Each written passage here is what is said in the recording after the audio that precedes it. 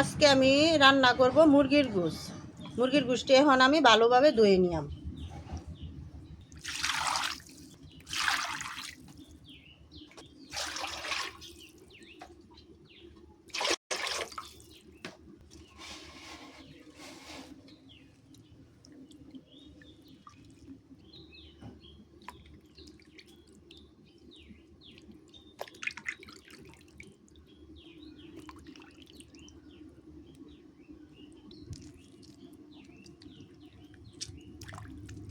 ভালোভাবে গোশটি এখন আমি ধুয়ে নিছি। এখন দিয়ে দিব লবণ,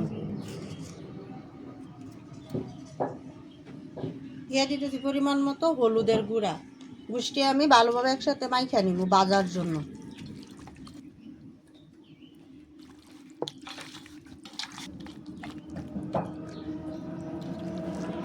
গোশটি এখন আমার ভালোভাবে মাখানো হয়ে গেছে। মুরগির জন্য পেঁয়াজগুলা চুলা লইছি আর এগুলা ধুয়ে নিছি। এখন আমি কাটে নিয়াম।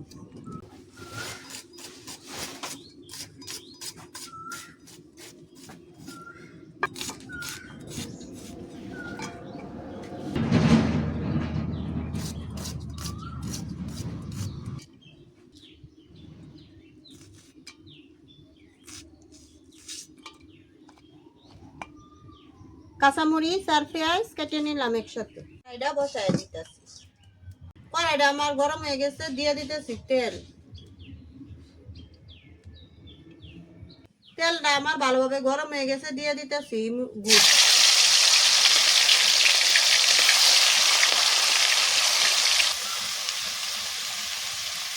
গোশটি আমার দেওয়া শেষ। গোশটি আমি এখন উল্টাইয়া দিতেছি।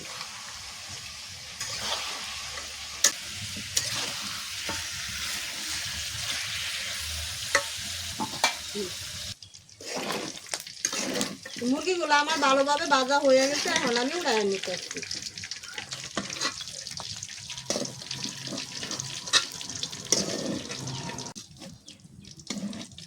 মুরগিগুলা ভাজা শেষ। মুরগি ভাজার তেলের মধ্যে দিয়ে দিতেছি পেঁয়াজ কুচি।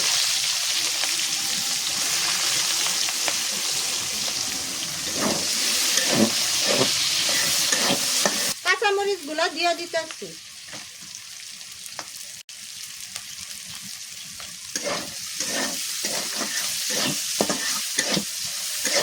পেঁয়াজ গুলা আমার ভাজা হয়ে গেছে, দিয়ে দিতেছি মশলার জন্য হালকা একটু পানি।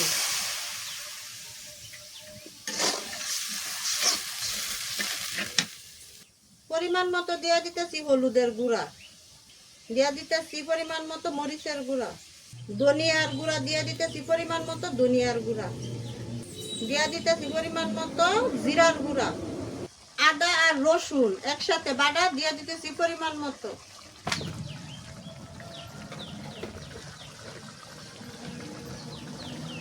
দিয়ে দিতেছি পরিমাণ মতো লবণ। মশলাগুলো আমার ভালোভাবে কষানো হয়ে গেছে, দিয়ে দিতেছি মুরগির গোশ।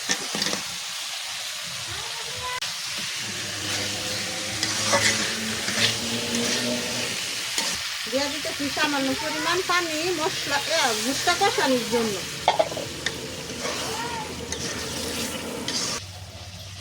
এভাবে রেখে দিব কতক্ষণ কষানোর জন্য।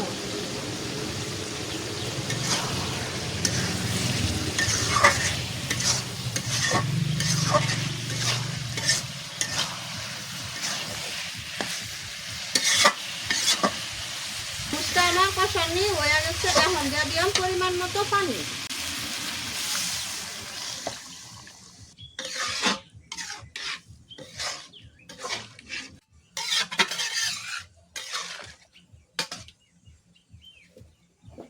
তরকারিটা এখন আমি ডাইকা দিলাম। তরকারিটা আমি লাড়া দিয়ে দেখে নিতেছি তরকারিটা হয়েছে কি।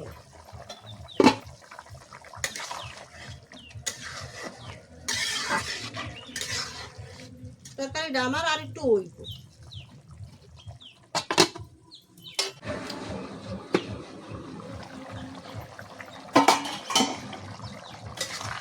তরকারিটা আমার হয়ে গেছে, এখন আমি নামায় নিলাম।